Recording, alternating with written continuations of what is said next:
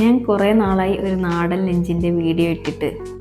അങ്ങനെ വെറുതെ ഒരു ലഞ്ചല്ല, ഇപ്പോൾ വൈറലായി പോയിക്കൊണ്ടിരിക്കുന്ന ഫിഷ് ഫ്രൈ ഇല്ലേ, അതും കൂട്ടിയിട്ടാണ് ഇന്നത്തെ എൻ്റെ ലഞ്ച്. ഈ ഒരു ഫിഷ് ഫ്രൈ ഇതുവരെ ഉണ്ടാക്കി നോക്കാത്തവർക്കായി ഇതിൻ്റെ പ്രിപ്പറേഷൻ കൂടി പറയുന്നുണ്ട്.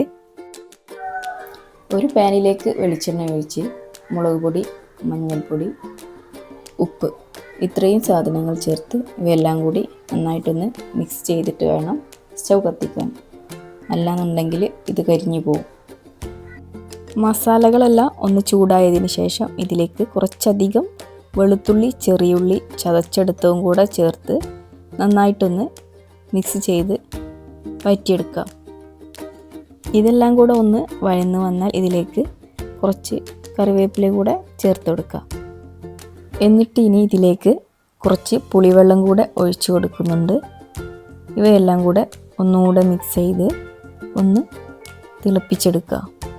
ഇതെല്ലാം കൂടെ ഒന്ന് തിളച്ച് വരുമ്പോൾ നമുക്ക് ഇഷ്ടമുള്ള മീൻ ആഡ് ചെയ്തെടുക്കാം. ഞാനിപ്പോൾ ഈ ഒരു മീനിൽ നേരത്തെ തന്നെ കുറച്ച് സമയം മസാല പുരട്ടി വെച്ചിട്ടുണ്ട്.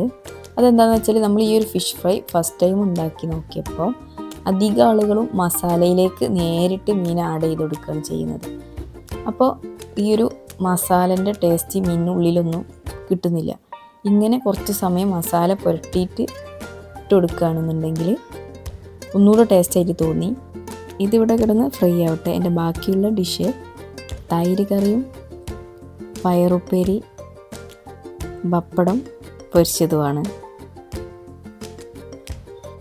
ഈ ഒരു ഫിഷ് ഫ്രൈ ലോ ഫ്ലെയിമിലിട്ടിട്ട് വേണം കുക്ക് ചെയ്തെടുക്കാൻ. തിരിച്ചും മറിച്ചൊക്കെ ഇട്ടിട്ട് കുക്ക് ചെയ്തെടുക്കണം. അപ്പോൾ നമ്മുടെ ഇന്നത്തെ ലഞ്ച് ഇവിടെ റെഡിയായി.